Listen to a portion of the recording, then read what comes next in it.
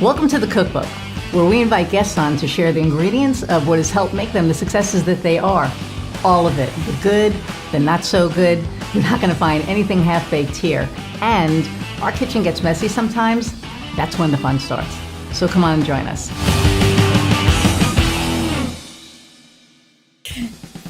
Hey everybody, and welcome to another episode of The Cookbook. I'm your host, Iris Goldfeder, and I am crazy excited about my guest today because we actually have it working now, and I'll explain that in a minute. My guest today is Hayden Orme, CEO and owner of HBH & Company. I am going to read her bio, and then I'm going to bring her on before anything else goes wrong. Okay, here we go. Hayden Orme is a speaker, a published writer, a 50-ton master merchant mariner captain, and the owner of and CEO of Handled by Hayden. I am not doing that over. Handled by Hayden and Company, LLC. Hayden supports her clients in claiming their space and authority as the empowered CEOs of their own businesses. Handled by Hayden and Company, LLC provides a unique approach to remote support and business development. Hayden and her team utilize their combined experiences and expertise to provide strategy and support tailored to clients' unique needs. They combine elements of small business consulting, strategy, operations, executive assistant, digital marketing services, and graphic design services to give their clients back the time and freedom to operate solely in their zone of genius while delegating the rest. Phew! Okay, so without further ado, before anything else goes wrong, let's bring on Hayden. Hey, Iris. Hey, Hayden. Good to be here. Good to finally have you. Okay, so for those of you who can't see this and are just listening, so we have had nothing but technical issues for the last almost 45 minutes. And then I was trying to do the introduction and take 6. I don't even know how many times it took me to do it, but we're here. So persistence pays off. I know. Persistence, right? Always. So, okay. So the first thing that I want to talk about is the fact that you are a 50-ton merchant mariner. That is like the coolest thing because people hear that and they think of a big burly guy with a beard and yeah. and Popeye. And here we have you, and those of you who can't see Hayden, she's quite beautiful, blonde hair, blue eyes, not somebody that you would think would be, handling, or I shouldn't say that, not the stereotype. So she's breaking the stereotype because she kicks ass. So tell us about it. Well, thank you. Yeah, I mean, sailing and the ocean have been, they've always been a passion of mine. I there's photos of me when I was 3 years old. My parents took when I was just kept wandering into the ocean when we were there for Thanksgiving, and it was freezing cold, and I just always felt this draw to the ocean. And when I was a little older, a young teen, I learned how to sail, and it really, when they say it gets in your blood, it really does. So every, school break and summer vacation growing up, I'd get a job working on boats, by boats, near boats, eventually coaching, teaching, running charters. And eventually I decided that I no longer wanted to be taking the orders. I wanted to be giving the orders, and I wanted to be in charge. So there you go. I wanted to be the captain. So I had to have 720 days at sea and take a rigorous Coast Guard course, which was going nights and weekends for 6 months. Pass, I won't bore everyone, pass all sorts of tests, exams. It was about a year process and a lot of documentation. And I finally got my captain's license, and I was awarded 50 tons based on my experience. So that means I can captain a boat legally up to 50 gross tons. Wow. That's amazing. Yeah, that's really a big part of who I am, and I think that shines through in my authentic branding for my business. Oh, it definitely shines through in your branding. So just to get the visual, how big would a 50-ton vessel be? So I always laugh a little when people ask me this because it's kind of like saying, so how much does a car weigh? Because there's like a smart car and then there's a Mack truck. Right. So it really depends on the materials of the boat. Is it a wooden boat? Is it a fiberglass hull? A lot of different components go into how much a boat weighs, but anywhere from like 50 to 100 feet pretty Oh, much is wow. kind of a Okay. safe bet. Wow. Okay. That's impressive. Wow. And your branding, for those of you who can't see this, oh, well, actually they can't, you don't have your background on. But Hayden's another technical issue there. That was another. Guys, this was like a shit show getting this thing going. I can't even tell you. So, and we're in StreamYard, so we're chatting, saying, thank God it's us, because if it was like other people would be like, what is going on?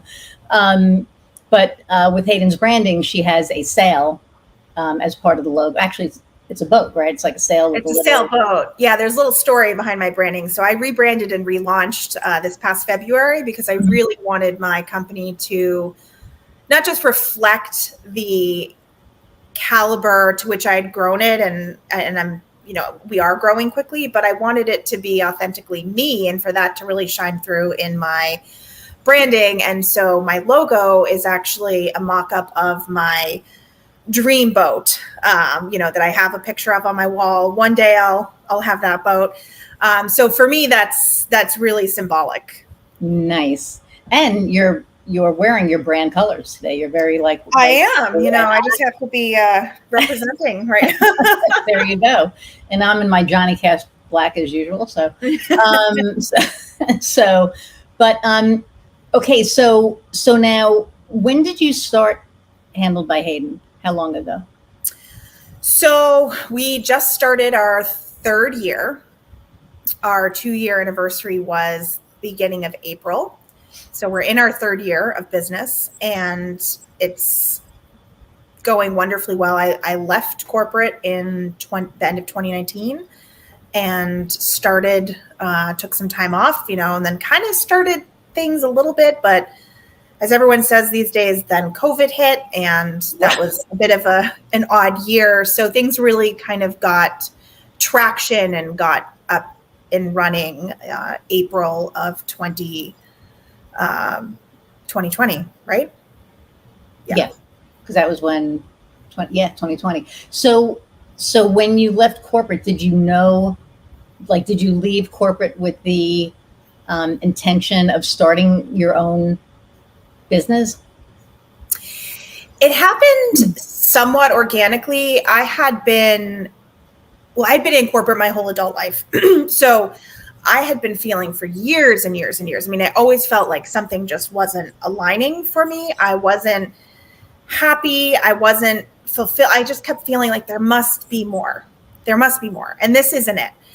So I was sitting at my desk for years thinking, well, what if I did this? What if I did this? But I'm leaving this security. And I was just kind of spinning my wheels. And then I think the universe heard me and said, well, we're going to eliminate your position because the CEO I supported was retiring, and they offered me a relocation again for another position within the company, but I didn't want to relocate again. I'd relocated across country twice in 3 years, and I was, established here. I love it here. I'm closer to my family, a lot of reasons, in a wonderful relationship, and I didn't want to relocate again. So I thought, well, this is sort of handing me the opportunity on a silver platter. And I decided to take a couple offers to interview with a few different companies, and I immediately started to have that just visceral reaction. Like, it was almost like an internal panic attack. I can't do this again. So I thought, well, that's, I really have to listen to my gut. It's telling me that I really need to just, be my own captain and do this thing. And I knew that I wanted to have my own company. I was still really trying to figure out conceptually what that would look like, but it evolved very organically, and here we are. There you go. So, I speak to a lot of people, and it's like, well, what made you decide to become an entrepreneur? And I would say half of the people that I spoke to, it happened organically, right? Mm-hmm. It was just something that, that same thing happened to me. I lost my job, and it was like, okay, do I collect unemployment? Do I go work for somebody else? Do I start my own business? Wasn't going to collect unemployment. Wasn't going to work for anybody else again. And so, yeah. So I get it. So now you were an executive assistant, right? I was, yeah. I had a variety of different roles over the years in corporate. My most recent position was supporting the chairman and CEO of the McKesson Corporation, which at the time was a Fortune 5 company. So I ran his Wow. license office. And as you can imagine, that had a very demanding schedule. So I went through almost a bit of a withdrawal once I stopped. I was actually talking about this recently. It was like the day that I left the company and everything got shut down, I kind of felt like I was going through a stress detox. Wow. And I realized when I was at the other end of that, just how burned out I had been. I called it like terminal burnout. I had been operating in burnout for so long. Wow. And both my parents were and are entrepreneurs. And I had always sort of seen that and seen the pros and cons of entrepreneurship and always said, like, one day I'll work for myself. It was always one day. So I thought, well, why not make one day today?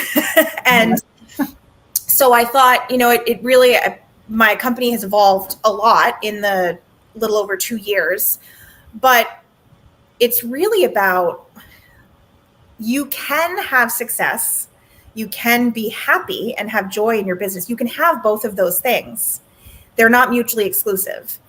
But I think culturally, they are in today's society. Like, there's this sort of status symbol around being burned out and doing it all. And that just doesn't need to be the case. So I try to, more successfully than not some days, but try to practice what I preach in being that empowered CEO and having that balance and alignment and utilizing my team, my crew, and trying to support and guide other entrepreneurs and executives in achieving that balance and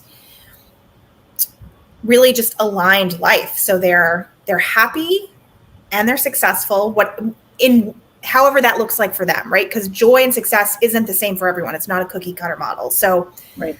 I ask my clients, what does joy and success look like for you in your business and in your life? And then we focus on where those two intersect.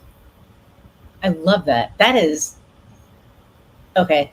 So no, that's great, because you go to an agency where they have VAs or they're recruiting, and that's never asked. It's just it's just who do you need to fill in what gap, right? Not what is going to bring you joy.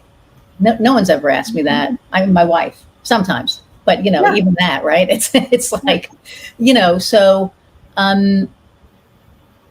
I think that right there is like what would, for me, differentiate you from anybody else who's doing what you're doing. Yeah, I think business doesn't have to be done the way it's always been done. And so that's really what I'm trying to sort of spread around, is helping people actualize their dreams of successful, happy entrepreneurship. Right. And you're doing it successfully. So, obviously the proof is in the pudding. So you were an assistant to this, big guy in a Fortune 5 company. You went through your withdrawal. You started this company now that you provide executive assistants and a bunch of other, VAs, as well as recruiting, which we found the other day. So I'm not even going to ask, if you miss corporate, because I know the answer to that already. So it's like, hell no.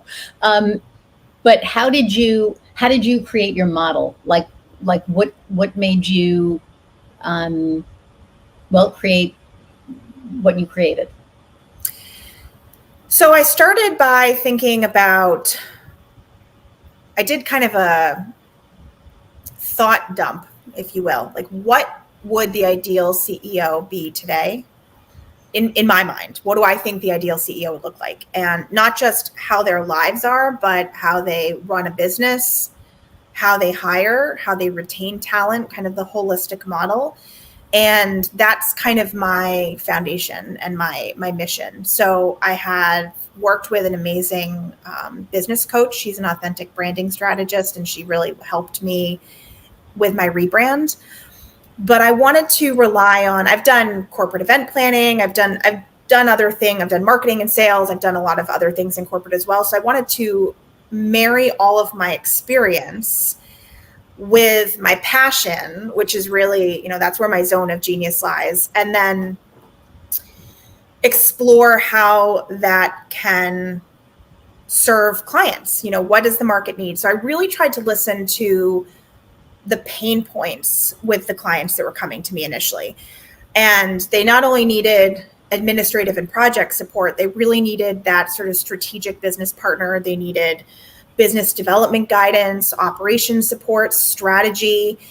They needed digital marketing support. That came with some graphic design needs. So I really tried to listen to the primary needs and the kind of the core needs. And those kept coming up repeatedly over and over and over. So that sort of evolved my business model. And one of the things that really sets us apart is we don't have VAs. We have executive assistants that provide remote support. So every assistant within my company has had at minimum 10 years supporting a C-suite executive in corporate. So you're getting this very high caliber of support and getting that remotely. So it's still virtual support, but it's at a different experience level than perhaps the majority of VAs might have. Right. And thank you for correcting me. So I appreciate it's a very common misconception. It's a very interchangeable term, but I like to delineate the VA versus the EA. Right. Well, and here's the other thing, right, is that I think even further differentiates you, because it's not just the, run of the mill typical. And I knew that going in, but I always call them virtual assistants. But, 10 years experience is a lot. Mm-hmm. So, a lot of the VAs out there, and not to take anything away from VAs, they're all very, good at what they do. Okay. Yeah. Most of them, it's just a different model. It's a different model and a different caliber. And I will say that word because, there are different levels, right? And right. So, and if you're providing support for CEOs, you need that. So I think that's really cool. And I thought I knew that. So I thought I knew everything about you, Hayden, and now I'm learning even more.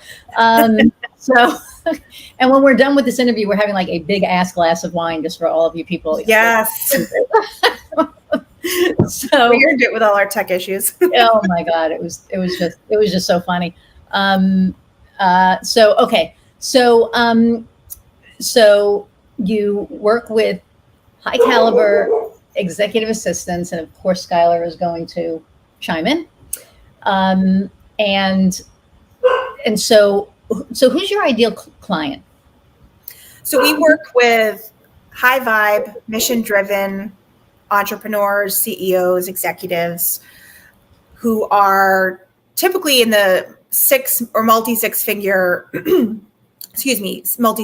and up revenue range. So they've reached that pain point past which they know they need to make a change. Either they can't scale anymore because they just can't take on anything else. They're doing a lot themselves, or perhaps they already have a team, but they don't have the right kind of support, or there's a lot of chaos behind the scenes. So we work with service providers, service industry providers. We're pretty industry agnostic, but we work a lot with coaches, creatives, healers, and then we have a pretty broad range of corporate clients as well in the C-suite who need either interim support with that caliber of assistant, or they might need some project management support. Maybe it's a project based, like a 3 to 6 month project, and they just don't have the internal headcount to support that. So we have kind of the two tiers, the entrepreneurial side, and then working with an executive and or their team in corporate.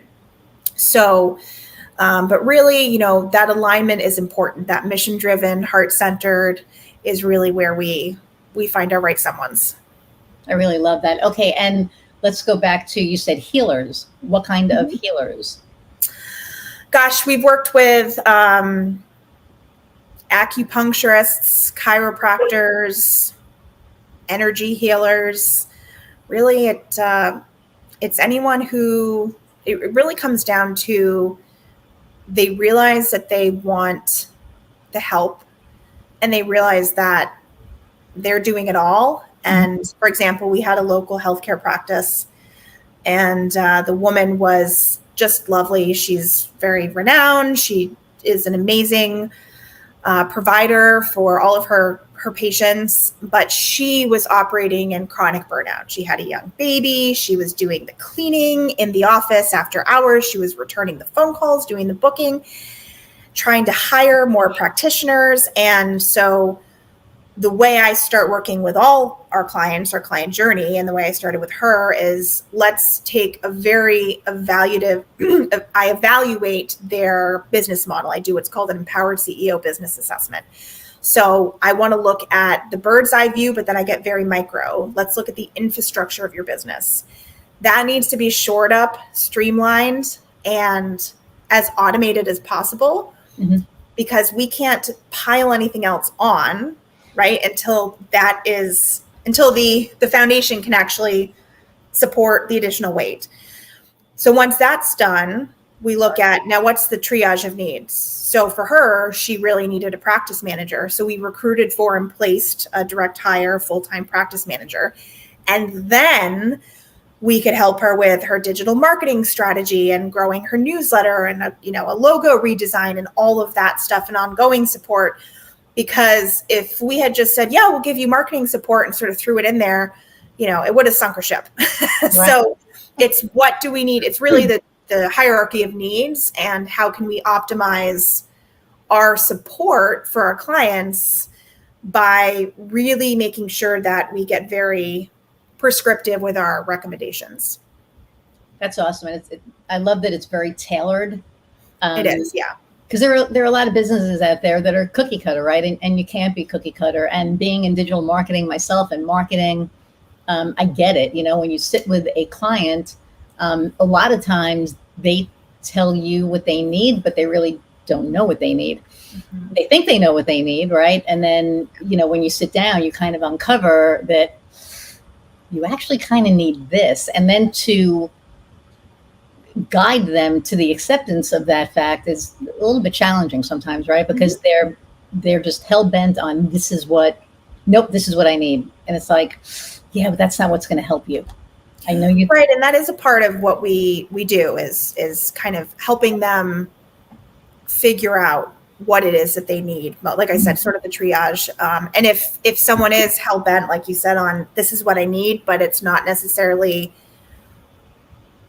we're not in alignment there, then, I'm very comfortable in saying, I don't feel like we're the best fit, and I can provide you with some other names, but we really want to make sure that we're not just looking to, fill the client slots. We really want to work with people who we can help and build a long-term relationship. So. Right. And that's what we do. I mean, when, I sit down with somebody, I do an assessment with them, and, I look at their business. I don't get micro like you do, because I don't provide that kind of support.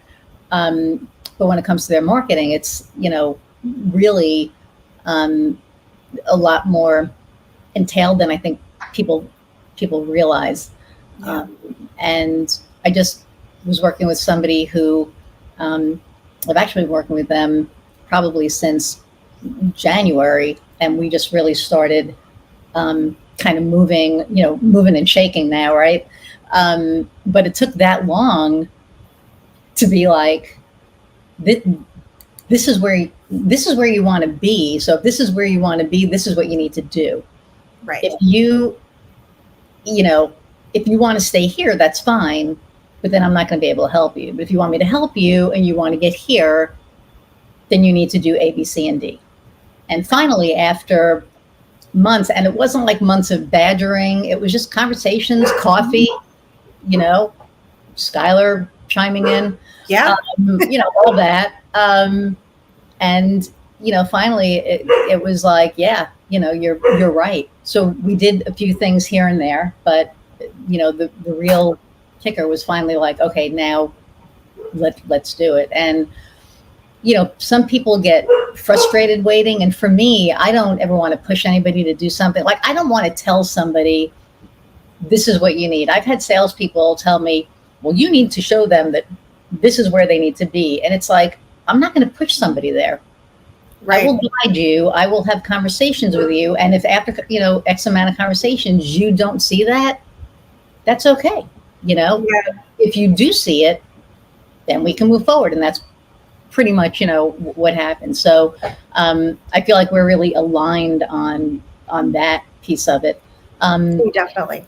And right. I mean, so this is for entrepreneurs and people thinking about becoming entrepreneurs. And I laugh because I think we talk about this every show, is that, the people who are thinking about becoming entrepreneurs think a lot of times think it's easy. They think, my favorite thing is, woohoo, I'm going to be my own boss, and, and it's not always that, right? My favorite thing is, I had a client who was going to be in Hawaii and she wanted to have a meeting at 6 p.m., which I thought was 6 p.m. Well, it's not. It's midnight for me. I didn't. So I said, yeah, we'll do 6 p.m. And I hopped on my Zoom call at 6 p.m. and I'm like, what the hell is she? And then it was like, so I texted her. She's like, it's like, noon here, whatever time it was. I was like, oh, I'll see you at midnight. Yeah, time zones are tricky things. Yes, they are, especially, so, but for me, that was like a learning curve, because I just thought Pacific time, right? So right.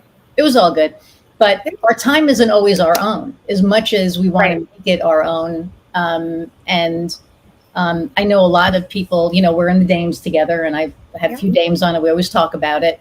A lot of people are like, just you're on your own timeline, and I'm not there yet. Maybe you are, maybe, I'm not there yet. I'm getting there, but I still, my clients dictate when I'm going to meet with them for the most part, right? If they can only meet on a certain day, that's when I'm going to meet them. I'm not going to say no, right?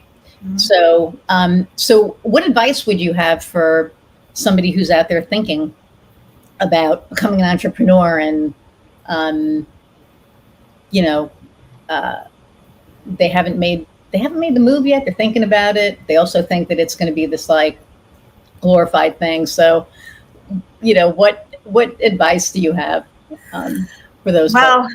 I'd say don't stifle the woohoo, but also reality check that it's a lot of work, and it can be a very lonely existence if you don't surround yourself with like-minded entrepreneurs and an amazing network, and really have those clients that fill your cup.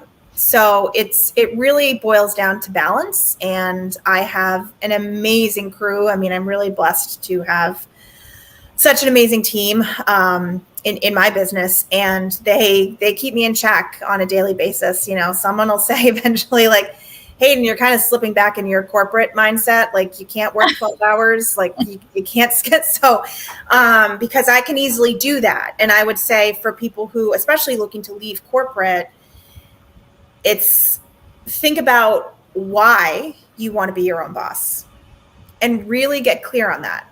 And, I say a lot, I have 2 beautiful stepdaughters, and I was talking to my partner the other day, and I said, I said to him, like, I was never asked growing up, I don't think most of us were, what makes you happy, or what do you want your life to look like? It was always, what do you want to be when you grow up? Like, you were supposed to be something.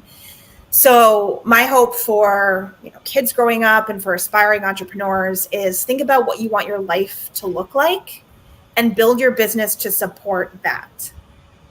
Don't build a business and then have it, the business can easily become the cart behind which you're getting dragged. I like that. Sort of where a lot of our clients are headed, and we step in and, pull the reins, stop the cart. Let's reorganize things a little bit. But it really comes down to, what do you want your life to look like? And that was a big part of why I became an entrepreneur, because I didn't want my life to be dictated by other people's schedules and And I didn't want it to be dictated at all. Right. I mean, inevitably there's some, like you said, I have days where I do calls, I have days where I work on my business, and inevitably they sort of can bleed into each other, some weeks more than others. But I'm making that choice, right? And Yes. you make a choice to take the client calls on the days, you could say, like, we could all say no, but yes, we also need to make money and pay our bills, right? So, Right. But there isn't someone saying, Iris, you have to work every Friday until 6:00 at night. No.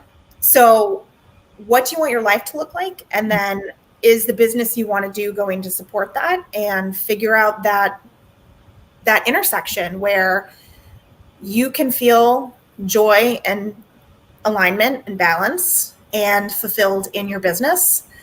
And, I think that's really, if you can kind of find that sweet spot, you're off to a good start. That's fantastic. That's fantastic advice. And you're right. When we were growing up, it was like, what do you want to be when you grow up? And, like my nieces, right? Olivia and Tally, Olivia wants to be an astronaut, which is phenomenal, but she's also a ballerina. She does ballet and all that. And, and so she's, her parents are of that mindset, right? Not what do you want to be? Who are you? And I had a great call with Jen Koken yesterday. And it was so funny. I was having one of those, when you get those spiraling minutes, right? And you're kind of just going down the thing. And I was sitting there and I was like, I just feel so lost. And she goes, well, let's look at this. Why do you look lost? It was like therapy. And it was just it was so funny because I'm like, for years I was doing X and now I'm not doing X. I'm doing this, this, and this. And she goes, that's what you're doing. Who do you want to be? Who are you? And it made me go, oh, and it changed everything. Yesterday just changed everything. It kind of made me go, okay, it's not just what I'm doing. It's who am I being? And that was a big, and just yesterday, which, here I am, right, in business for how many years. And just yesterday, I hit this, it's not just about, and I know that it's not just about what I do. Man, you are frozen bad. Oh, no. Can you see? Okay, there we go. I don't know why. I think if I move, it's going to unfreeze it. But yeah, I don't know what happened. There you go. Move. There we go. Kofi, if we have to edit that, we can. There you go. Now I'm just sitting here swaying. I know. Where's Chris? Get Chris. But yeah, so for me, it was an aha moment. And even, that's the thing, right? As entrepreneurs, as long as we've been entrepreneurs, there's always going to be those moments where I think we, where we kind of stop and look at what we're doing and reassess, right? Like, wait a minute, what am I doing? Because my business has evolved in ways that I'm doing things that I never thought I'd be doing. Like I'm, consulting, yes, but mediating, like if you ever would have told me that I'd be mediating for a company, I'd be like, you're out of your mind. But here I am, I did a mediation, last month, and whatever I did worked because the shit that had to get done got done after our meeting. So I was like, okay, that was my woo moment, right? Yeah. Yes. So it's like, oh, okay. So, but where do I put that on my website, right? It's like, I can't put mediator on there. So it's like, when I have a conversation with somebody now, they're like, well, what do you do? Now I tell them everything that I can do. But now when I meet with them, I'll be telling them who I am. This is who I am. This is what I do. This is how and why I do what I do, because it's all purpose driven, right? At the end of the day, it's like, what is your purpose? And I knew my purpose. I just didn't know who am I part. That just never seeped into it. It was always like, here's my trajectory. This is what I want to achieve. And So I And I thought think that when you was, remove the should from the, like, there's so much, you should do this. You should be here. You should be hitting this revenue. You should be on this trajectory. When you remove that, it really is, who are you? How do you want to live your life? And I say to my clients a lot that, and my team, that there is a lot of vulnerability that needs to be involved in not just being an entrepreneur, but asking for help. I mean, asking for help takes way more courage than just being like, I can do it myself. right. Because I say to people that, yes, you can pretty much do anything, but you can't do everything. So when there's this sort of stigma that we should be doing it all, but that's counterproductive, and it's counter to our holistic success, our happiness, our fulfillment, our joy. So we really I work very hard to hold that space for that sort of vulnerability, because when people finally come to us for help, a lot of times they'll say, well, I've heard people say, my business coach said I shouldn't hire an assistant until I make X in revenue. And I said, all right, well, how long have you been trying to make X in revenue? Well, 7 years. Wow. And I burned out. But this year is going to be the year. And I said, well, so you keep doing the same thing over and over and expecting a different result, and I'm hearing you're burned out. So, which, by the way, is the definition of insanity, right? Right. So it's vulnerable to not just ask for help, but let people into your business. Because entrepreneurs, like, our businesses are our babies. They're an extension of us in so many ways. We built our businesses. So it's vulnerable, it's scary. And so part of, we really take a very nurturing and intuitive approach, but also very pragmatic. Mm-hmm. So we want to have people feel safe. They have a trusted guide, they have a team with them. But we're also, we're also the reality checkers. But it's tough. And if we get caught up in the should be doing this, or look, that person's already making 6 figures, or, they've hit 7 figures and they've been in business a year less than me, and I should be doing this, then that's so much wasted energy and time. Putting so much pressure on yourself. Yeah. Right. I mean, and then that's adding stress. And the whole idea of doing this is so that you're not stressed out all the time. Right. Exactly. It's funny because I see so many people, so many businesses doing exactly what, you just said, as far as comparing themselves. And I stopped doing that a long time ago. I feel that I'm where I'm supposed to be. I'm doing what I'm supposed to be doing.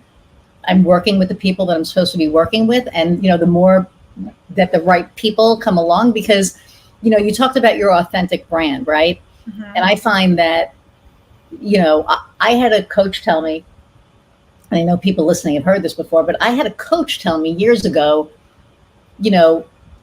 try to be less you.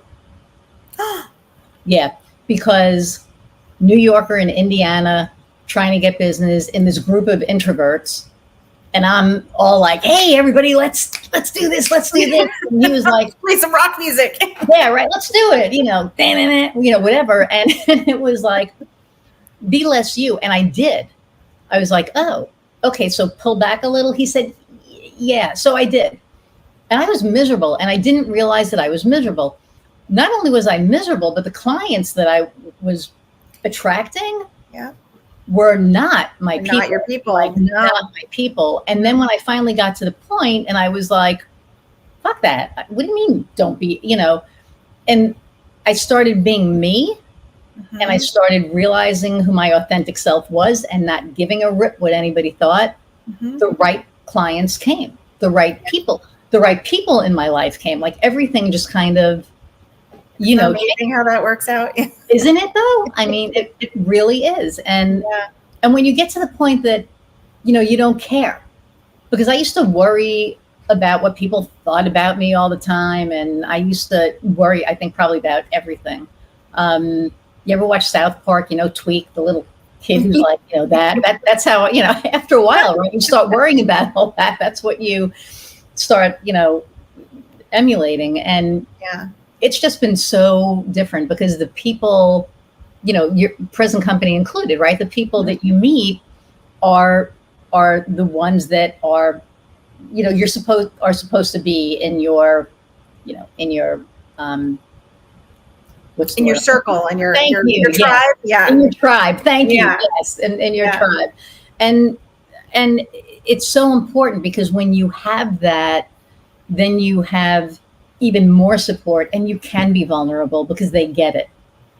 Right. Oh yeah, I mean, absolutely. big time. Like when I was talking to Jen, like, don't even ask me. I would never, like a year ago, I never would have been with somebody. Jen and I spoke twice and she was like, what's going on? And I was just like, here we go. And Mm-hmm. I allowed myself to be vulnerable and I got the support that I needed and I got the answer that I needed, not from her. Mm-hmm. The answer was in me, right? Which is how Yeah. it always is. And it was huge. And you're 100% right. When you can be vulnerable, amazing things happen. Yeah, and I think it's not just about. I'm trying to think of a good way to put this. Like when you said you talked to Jen, who's amazing. I mean, I love her work, and she's just she's just got such an amazing personality. She's just a bright light. But when you are not just working with your right people, but you're networking with and you're meeting and you're speaking with your right people, Yes, you feel you have that connection. You feel that sort of safety. Like it is safe to be vulnerable and open up. And I think, I always say, listen to your gut. I mean, your gut is your best compass in business. And I've been on calls with people and, within the first 10 seconds, oh, this just isn't my person. right.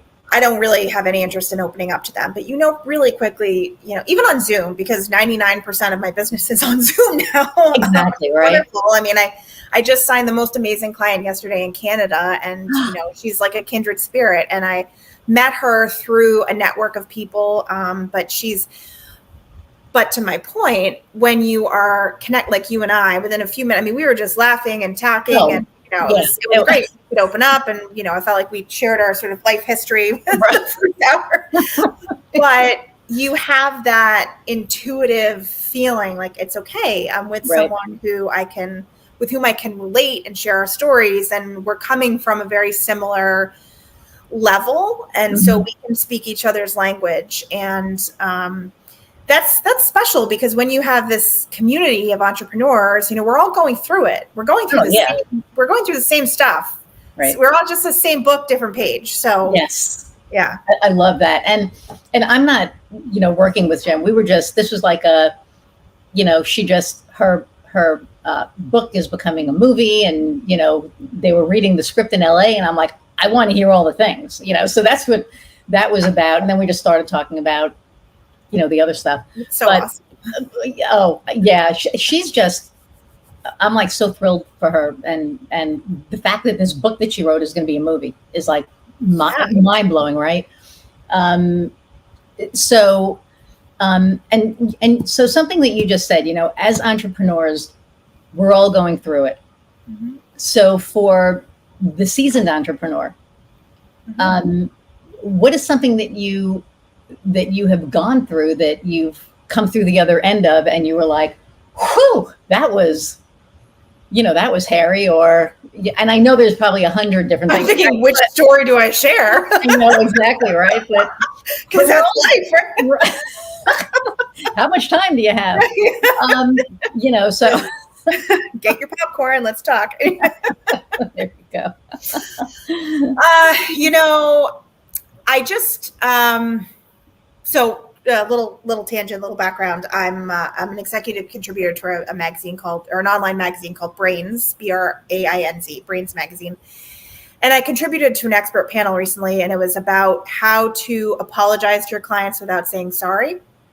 And it covers so many things, but I think a lot of it is there's this sort of almost toxic shame wrapped up in, you run your own company and you're not supposed to make mistakes. Like you're not supposed to make mistakes. You're supposed to be really on point and your services are supposed to be perfect and everything's supposed to be polished from day one. And the reality is we're all people, right? Doesn't matter what level you are. We all put our, pants on one leg at a time, as the saying goes. And recently there was a scenario where we had an employee that they made a mistake, and it happens, right? And it was about not how to, own the mistake, but how can we make it right? So, I wanted to go above and beyond and make it right for the client in a gesture of appreciation. And it really became not so much how can we fix the problem, but what can we do to turn this into a positive experience for not just the client, but I want to make sure that it's positive for both the client and my employees. Mm-hmm. So how can we get everyone coming out on the other end happy and actually better off than we were before? And, everything went well. It cost me a little bit of money, but, that we all make mistakes. I mean, the best companies in the world make mistakes. And I think it was hairy. Initially I had that sense of shame, like, oh my goodness, this is my name. This is my business. I had that initial sort of internal reaction. And then it was like, wait a minute, what can I do? Every problem has a solution, right? What can I do? This is an opportunity. This is an opportunity. It's an opportunity. Yeah. Yep. And, it based on sort of how, I think it really comes down to, like, for me, when I've had some pretty catastrophically horrible experiences, not that that's what this was, but with various companies, mm-hmm. It's how the customer service handles it and what they do to make it right. That's what I remember. And that's typically what's going to get me to come back again. So it's the plan of action afterwards to remedy. So it really is an opportunity. And I think, so there's been scenarios like that. And then I will throw one other answer in, though, because I think it's important, because I've heard it come up a lot in the last few years of being an entrepreneur. In our early days, well, I'll speak for myself, I took sort of any client I could. Then I got to become more discerning, but that sort of letting that first client go, like, they were taking so much of my mental, emotional energy, well beyond the hours for which they were paying me. Yep. And I had to really realize, like, okay, I don't have to go through this. Right. I'm my own boss. I can say, no, thank you. We're no longer a good fit, and move on. And after that happened a few times, each time that when I opened up that space, it brought in room for another right person. And so now, I mean, I have the most amazing clients, and I'm happy with all of them. And, I think it's mutual. But so I would say, just really, like, again, trust your gut. If it doesn't feel like it's in alignment, it's not. And you don't have to put up with something that doesn't feel right for you. You can let it go. The right thing will come along. And we all make mistakes. I mean, it's part of life, and business is part of life. So it happens. Yeah. And I agree. I just to tell you about a bad customer service experience to contrast it, right? Mm-hmm. I bought a certain brand of monitor. Mm-hmm. And I also own that brand's TV and washing machine and, whatever. Mm-hmm. And the monitor, after 2 months, crapped out, called the company. They said, okay, well, you need to send it to us. We need to look at it, and then we'll decide what we're going to do. So I work with, 2 monitors and whatever. So I was like, okay, so I'll be down a monitor. I said, so I need to send this to you. It's less than 2 months old, and I need to send this to you. Well, if I tell you that it took 7 months, 7 months to get a refund at this point, because they sent me a monitor back that was in worse shape than the one that, So you talk about FUBAR, right? It was just like, oh my God.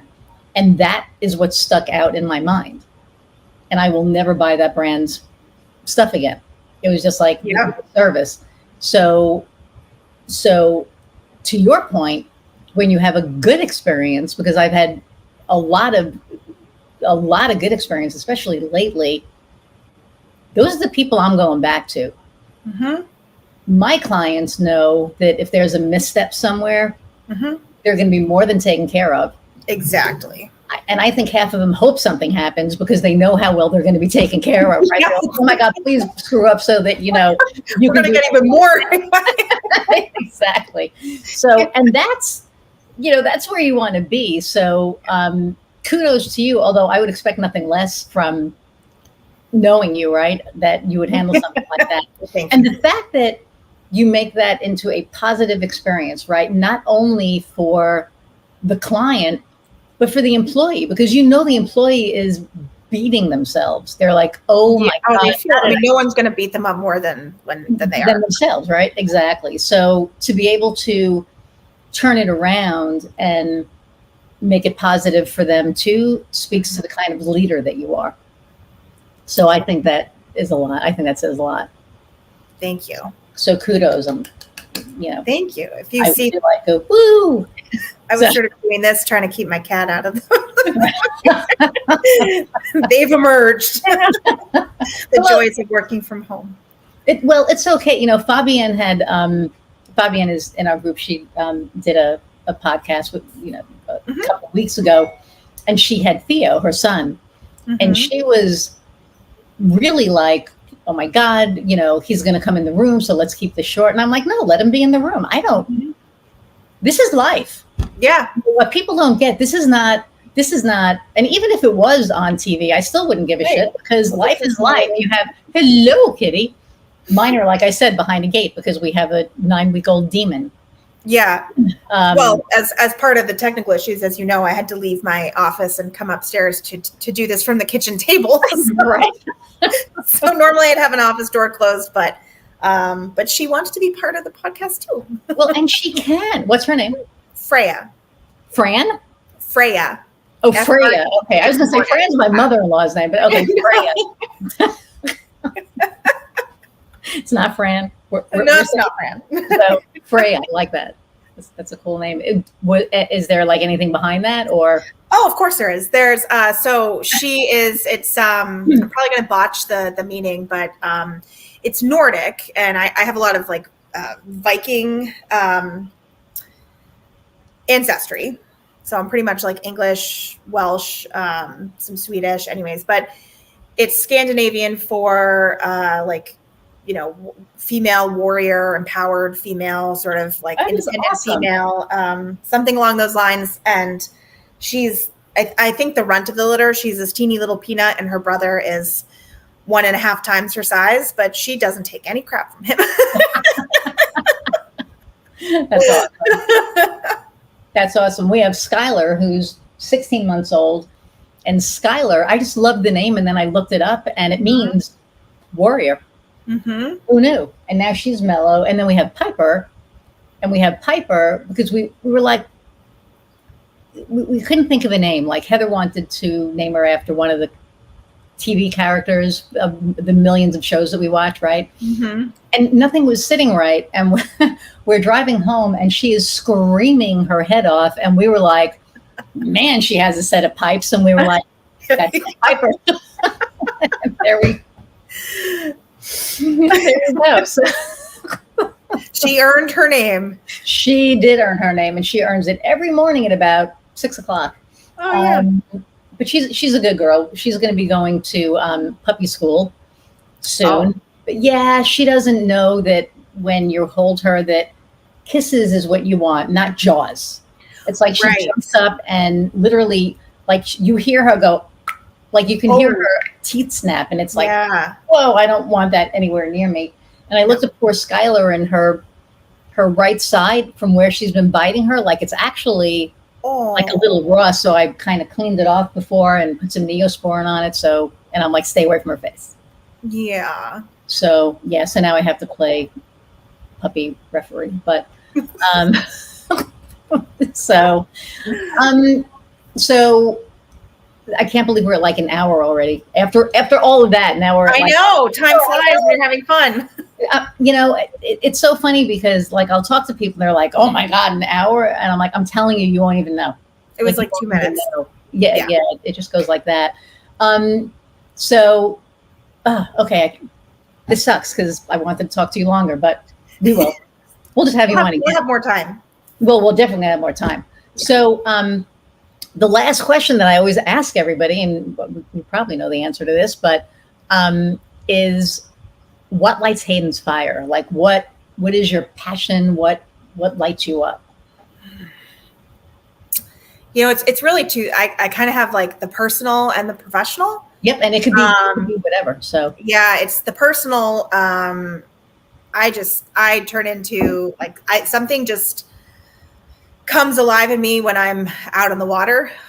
We took a ferry out to an island in Casco Bay this past weekend and stayed out there. And even just taking the ferry, I was like, oh, I just feel like, you know, like my whole self is like awake and pumped because I'm out in the water and the wind's in my hair and the seagulls, the boats. But if I'm on a sailboat and I'm sailing, I mean, I'm a happy Hayden. And then in business, I mean, there's just, when I hear my client, and this is really why I do what I do, when I hear clients say things like, oh my gosh, you know, since working with you, I'm less anxious, I'm less stressed, I'm working fewer hours, but I'm making more money, I'm spending time with my kids, I got to go to a workshop I've been wanting to go to, but never been able to take time. I mean, hearing all that, it's like, yes, like that is the definition of being an empowered CEO and living the life you want to live, having your business support that. Really, your life and your business are in alignment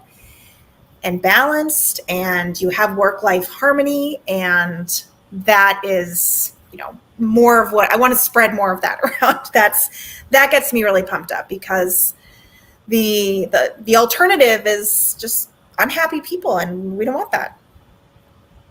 Love it. Love it. And I get the whole being on the water. I don't have Viking blood, but my favorite thing to do is be out on the bay, in the ocean. You know, my cousin, we usually stay with her for a weekend when we go to New York. And her husband he's a hunter. So he has like, you know, duck boats and like a regular boat. And my favorite thing to do is just get out there and go on the boat. You know, we harvested clams, which was amazing and delicious. Oh, and my sister outlaw, because we kept her in the divorce 100 years ago, is like, I'm standing in the ocean. And I'm like, Susan, you're in the bay on a sandbar. I'm standing in the ocean. I'm like, okay. So, so that was her passion for the day. But I love that that's your passion, because that's your dream, right? I mean, your dream is your logo, is your dream boat. So yep. Every day to look at the boat. And I actually have a picture of the actual, like I have a vision board next to my desk. Every day I look at it, you know, that's my intention. I'm big on that. And I look at the boat, it's like one day. That's right. And it may be sooner than you think, because the trajectory that you're on, not that you should be on it, but the trajectory that you are on is heading right there. Here's hoping.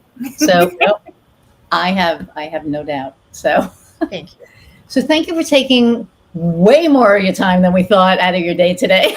Oh gosh, my pleasure. And you know, we always laugh about everything, and it's always, even the tech issues, you know, we had fun with. Yes, absolutely. So thank you. A lot of bloopers. Yes. There's going to be some expletives in there too, because I was like, I'm not cursing now. So, so thank you. And hang on a minute. And for you guys out there listening, and if you're watching, again, thank you so much. It means so much to have an audience, and you guys are leaving comments, and it's just, this has been my passion project. And I've been saying that a lot, but I really love what I'm doing. I love getting to speak with people and learn about their stories. And even when you know somebody and you think you know it all and you find out that you don't, I think that's even, you know, more cool. So thank you for being on this journey with me, because that's really what it is. And thank you for listening and watching and allowing me to do this. So I'm going to sign off for now. Until next time, this is Iris Goldfeder, and go out and find what lights your fire. Bye, guys.